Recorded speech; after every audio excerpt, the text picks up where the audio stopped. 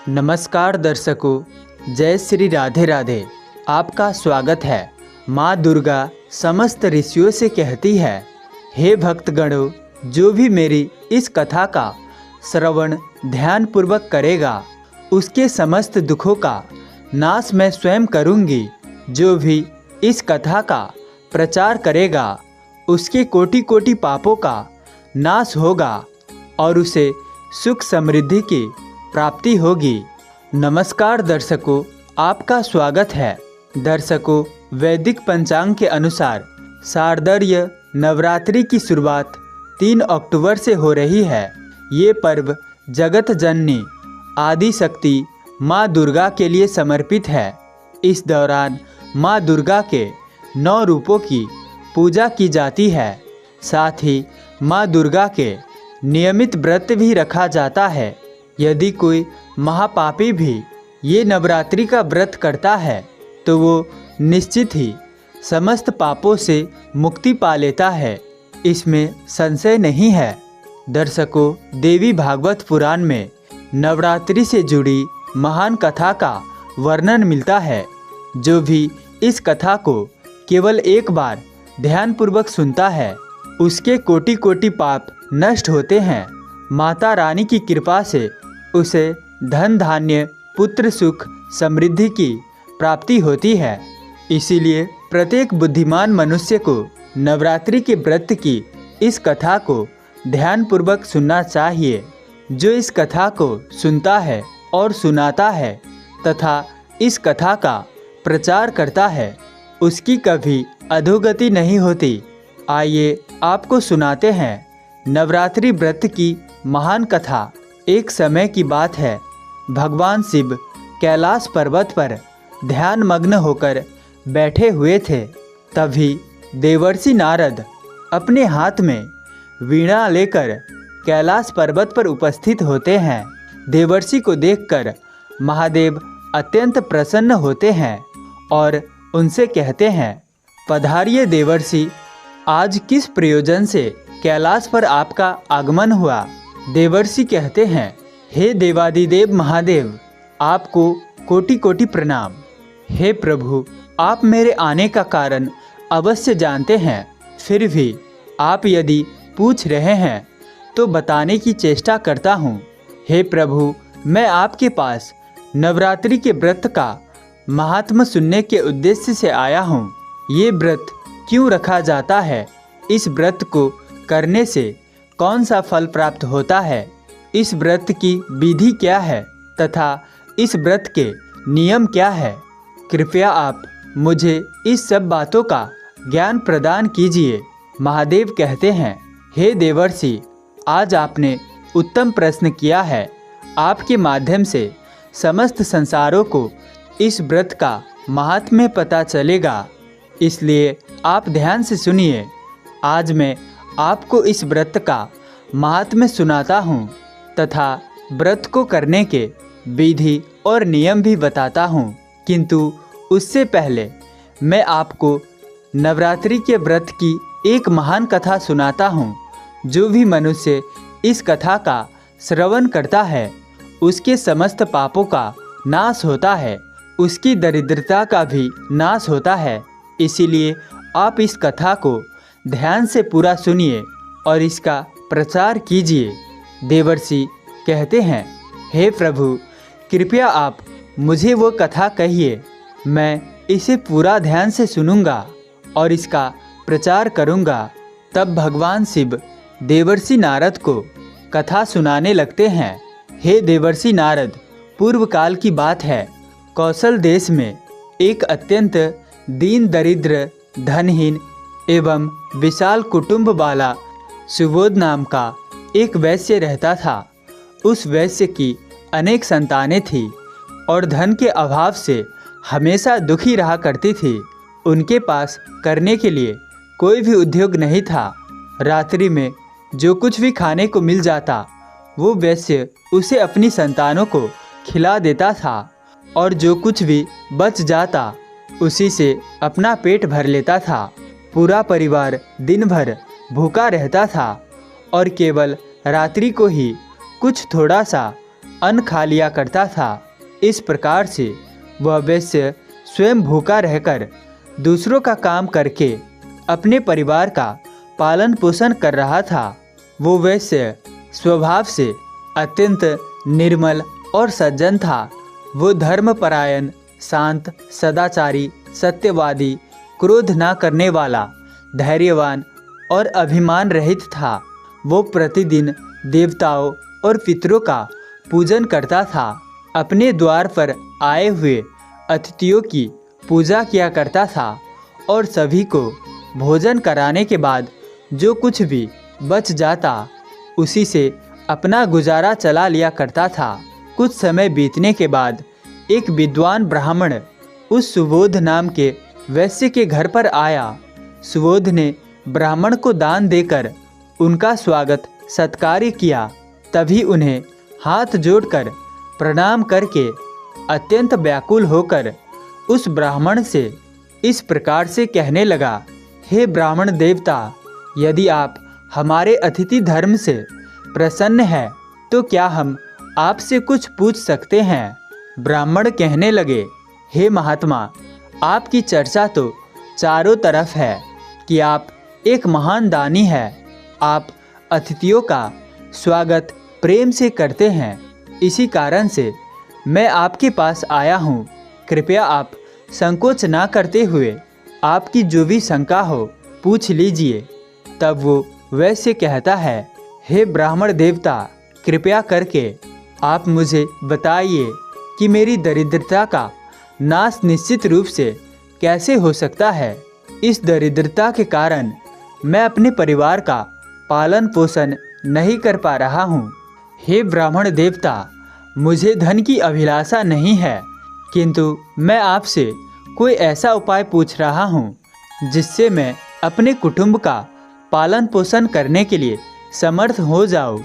मेरे पुत्र पुत्रियाँ भूख से पीड़ित होकर भोजन के लिए बहुत रोते हैं और मेरे घर में इतना भी अन्न नहीं रहता कि मैं उन्हें मुट्ठी भर अन्न दे सकूं। उनका दुख मुझसे देखा नहीं जाता। आज मैंने अपने रोते हुए बालकों को घर से निकाल दिया है और वो कहीं चले गए हैं, इसलिए मेरा हृदय सोखा अग्नि में जल रहा है। धन के अभाव में मैं क्या करूं? मेरी पुत्री भी विवाह के योग्य हो गई है, किंतु उसका विवाह करने के लिए मेरे पास कुछ भी नहीं है। कन्यादान का समय भी बीता जा रहा है। ये विपत इसी कारण से मैं चिंतित हूँ। हे दयानिदान, आप तो विद्वान हैं, आप अवश्य ही मुझे कोई ऐसा तप मंत्र, व्रत तथा उपाय बताइए जिससे मैं अपने परिवार का पालन पोषण करने में समर्थ हो जाऊं। हे महाभाग्य, आपकी कृपा से मेरा परिवार सुखी हो सकता है। कृपया आप अपने ज्ञान के बल से विचार करके मुझे कोई उपाय बताइए। इस प्रकार से उस वैश्य के द्वारा याचना करने पर उस ब्राह्मण ने बड़ी ही प्रसन्नता पूर्वक वैश्य से कहा, हे वैश्य, मैं तुम्हारे दुख का कारण समझ चुका हूँ। तुम चिंता मत करो, मैं तुम्हें अवश्य ही उपाय बताता हूँ। तुम अब नवरात्रि के व्रत का अनुष्ठान करो। इसमें तुम भगवती पूजा का हवन करो, देवी के मंत्रों का उच्चारण करो। इससे तुम्हारे सभी कार्य सिद्ध हो जाएंगे, तुम्हारी दरिद्रता नष्ट हो जाएगी। हे वैश्य, नवरात्र नामक इस पवित्र तथा सुखदायक व्रत से बढ़कर इस पृथ्वी लोक पर अन्य कोई व्रत नहीं है। ये व्रत सदा ज्ञान और मोक्ष देने वाला है, सुख तथा संतान की वृद्धि करने वाला एवं शत्रुओं का पूर्ण रूप से विनाश करने वाला। वनवास गमन के दौरान देवी सीता के वियोग में अत्यंत दुखी होकर श्री राम ने किष्किंधा पर्वत पर इस व्रत को किया था। इसी व्रत के प्रभाव से उन्होंने महासागर पर सेतु की रचना करके रावण और उसके पुत्र का संहार किया था और सीता को प्राप्त किया था। महादेव कहते हैं, हे देवर्षि, इस प्रकार से ब्राह्मण ने नवरात्रि के व्रत का महत्व उस वैश्य को सुना दिया, जिससे सुनकर वो वैश्य बहुत प्रसन्न हुआ और उसने उस ब्राह्मण को अपना गुरु मान लिया और उनसे देवी के मंत्र की दीक्षा ली। तत्पश्चात उस वैश्य ने अत्यंत भक्तिपूर्वक नवरात्रि में उस मंत्र का जाप किया और अनेक विधि तथा उपायों से भगवती का पूजन किया। इस प्रकार से उस वैश्य ने 9 वर्षों तक नवरात्रि के व्रत का अनुष्ठान किया। फिर 9वें वर्ष के अंत में अष्टमी तिथि को अर्धरात्रि आने पर साक्षात महेश्वरी ने उस वैश्य को दर्शन दिए और कहा, हे पुत्र, मैं तुम्हारी भक्ति और पूजा से अत्यंत प्रसन्न हूँ। तुम्हें जिस भी वर की कामना है संकोच होकर मांग लो। तुम्हें जो चाहिए वो मैं तुम्हें प्रदान करूँगी। साक्षात माँ दुर्गा को अपने सामने खड़ा देख उस वैश्य का अंग अंग कांपने लगा। उसकी आंखों से आंसू झलकने लगे। माँ दुर्गा के उस अद्भुत दिव्य स्वरूप को देखकर वो वैश्य हर्ष से उत्साहित होने लगा। फिर उस वैश्य ने माता को प्रणाम करते हुए कहने लगा, हे माँ, मैं आपके दर्शन करके ही धन्य हो गया। माता, आपके दर्शन अत्यंत दुर्लभ है। आप तो सचमुच त्रिलोक सुंदरी, सर्वशक्तिमान, समस्त संसार की जननी है। मुझ जैसी साधारण भक्त को आपने दर्शन देकर बड़ा उपकार किया है। हे माँ, अब मेरे मन में कोई कामना नहीं है। आपके दर्शन से ही मेरे सारे दुख मिट गए हैं। माँ, केवल मुझ पर इतनी कृपा कीजिए कि मेरे पुत्र पुत्रियों को पर्याप्त भोजन प्राप्त हो, जिससे उन्हें नित्य भूखा ना सोना पड़े।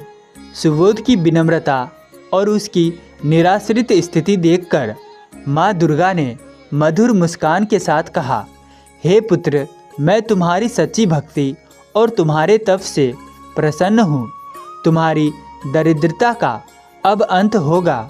तुम्हारा घर धन धान्य से भर जाएगा और तुम्हारे परिवार की सारी समस्याएं समाप्त हो जाएगी।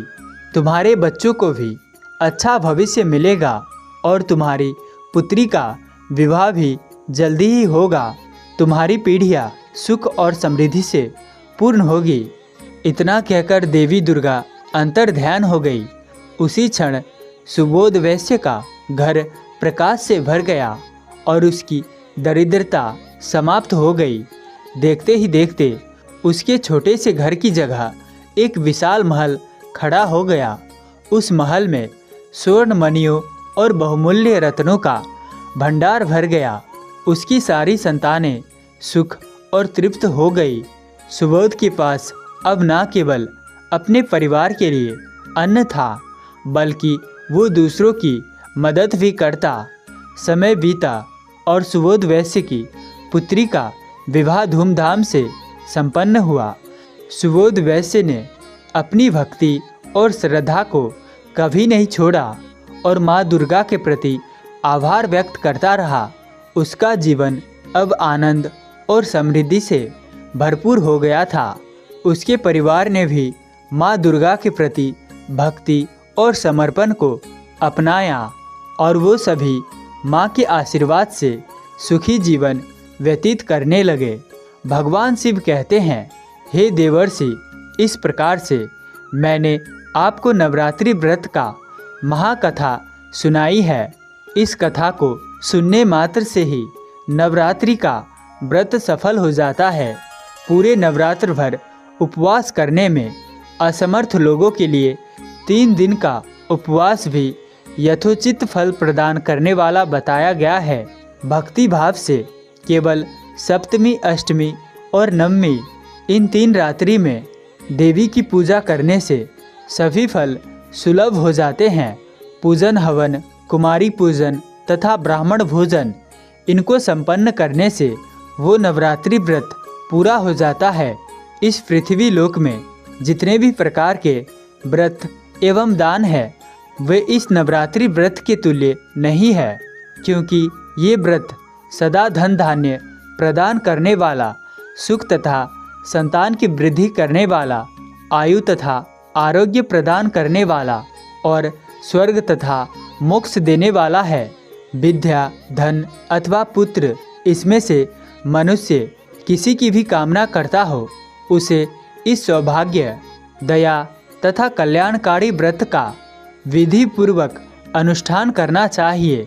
इस व्रत का अनुष्ठान करने से विद्या चाहने वाला मनुष्य समस्त विद्या प्राप्त कर लेता है और अपने राज्य से वंचित राजा फिर से अपना राज्य प्राप्त कर लेता है।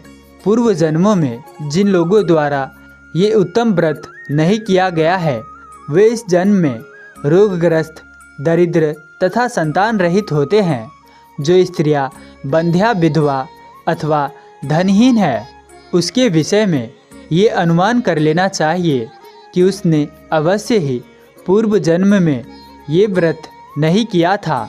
जिस मनुष्य ने दुख तथा संताप का नाश करने वाली, सिद्धियाँ देने वाली, जगत में सर्वश्रेष्ठ, शाश्वत तथा कल्याण स्वरूपनी भगवती की उपासना नहीं की, वह इस पृथ्वी तल पर सदा ही अनेक प्रकार के कष्टों से ग्रस्त, दरिद्र तथा शत्रुओं से पीड़ित रहता है। हे देवर्षि, अब मैं आपको इस व्रत से जुड़े नियम बताता हूँ, इसे ध्यान से सुनिए। नवरात्रि के व्रत का आरंभ तब होता है जब मनुष्य दृढ़ निश्चय और शुद्ध हृदय से व्रत करने का संकल्प लेता है। ये संकल्प ही उस यात्रा का आरंभ है जो व्यक्ति को देवी दुर्गा की कृपा तक पहुंचाता है। जब कोई व्यक्ति देवी दुर्गा की उपासना के लिए व्रत का संकल्प करता है तो उसे अपना मन और शरीर शुद्ध रखना चाहिए। शुद्धता केवल बाहरी नहीं, बल्कि मन की आंतरिक पवित्रता भी आवश्यक है। यही कारण है कि व्रत का आरंभ संकल्प से होता है, जिसमें व्यक्ति अपने आप को देवी दुर्गा के चरणों में समर्पित कर देता है। व्रत के दौरान भोजन का विशेष ध्यान रखा जाता है। केवल वही अन्न ग्रहण करना चाहिए जो पवित्र हो, बिना तामसिक पदार्थों के बना हो। यदि कोई पूरे 9 दिन तक उपवास कर सकता है तो ये श्रेष्ठ माना जाता है, लेकिन यदि शारीरिक कारणों से ऐसा संभव ना हो तो फलाहार या एक समय का भोजन ग्रहण किया जा सकता है। भोजन में सात्विकता होनी चाहिए, अर्थात प्याज, लहसुन और मांसाहार से दूर रहना चाहिए। संयम से जीवन जीना ही सच्ची उपासना है। जब तुम देवी दुर्गा की आराधना करो तो उन्हें केवल फूल, धूप और दीपक से नहीं, बल्कि अपने हृदय की भक्ति से अर्पित करो। देवी को लाल पुष्प विशेष प्रिय होते हैं, इसीलिए उनकी पूजा में लाल फूल चढ़ाना उत्तम है। लेकिन इससे भी अधिक महत्वपूर्ण है अपने मन का पूर्ण समर्पण। पूजा के समय अपने मन को देवी दुर्गा के 9 स्वरूपों में से हर एक रूप के प्रति समर्पित करो। हर दिन एक रूप की पूजा करो और उसकी शक्ति का ध्यान करो। पूजा के साथ साथ उसकी महिमा का गान करना, उसकी कहानियों को सुनाना और सुनना भी अत्यंत शुभ माना जाता है। व्रत के इन दिनों में क्रोध, लोभ, मोह और द्वेष से दूर रहना चाहिए। ये समय है आत्मनियंत्रण और साधना का। अपने मन से सत्य, अहिंसा और संयम के नियमों का पालन करो। इस दौरान अपने शब्दों और कर्मों से किसी का दिल ना दुखाओ। ये व्रत केवल शरीर को कष्ट देने का नहीं, बल्कि आत्मा को शुद्ध करने का समय है। जितना अधिक तुम अपने मन और हृदय को पवित्र रखोगे, उतनी ही देवी दुर्गा की कृपा तुम पर बरसेगी। हे नारद, ध्यान इस व्रत का एक अभिन्न अंग है। देवी के मंत्रों का जाप करो और उनके स्वरूप का ध्यान करो। जब तुम ओम दुर्गाय नमः इस मंत्र का जाप करोगे तो वो शक्ति और साहस को उत्पन्न करेगा। ध्यान में बैठाकर देवी की दिव्य स्वरूप का चिंतन करो, उनकी महिमा करो। स्मरण करो, जिससे तुम्हारे भीतर की नकारात्मकता दूर हो जाएगी और शांति का अनुभव होगा। जब नवरात्रि के अंतिम दिन आते हैं तो देवी की कृपा को पाने के लिए कन्याओं का पूजन कराना अत्यंत महत्वपूर्ण है। कन्याएं देवी का ही रूप मानी जाती है, इसीलिए 9 कन्याओं को आमंत्रित करके उनकी सेवा करो, उन्हें भोजन कराओ, उनके पैर धोकर आशीर्वाद लो। ये पूजन तुम्हारी साधना को पूर्णता की ओर ले जाएगा।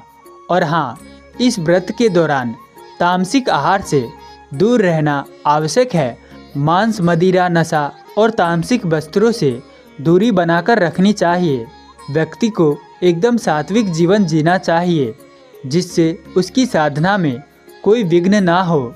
ये 9 दिन केवल तपस्या के दिन नहीं है, ये आत्मिक जागरण के दिन है। भगवान शिव ने नारद को नवरात्रि के व्रत का महत्व समझाते हुए कहते हैं, ये व्रत केवल सांसारिक इच्छाओं की पूर्ति के लिए नहीं, बल्कि आत्म की उन्नति के लिए हैं।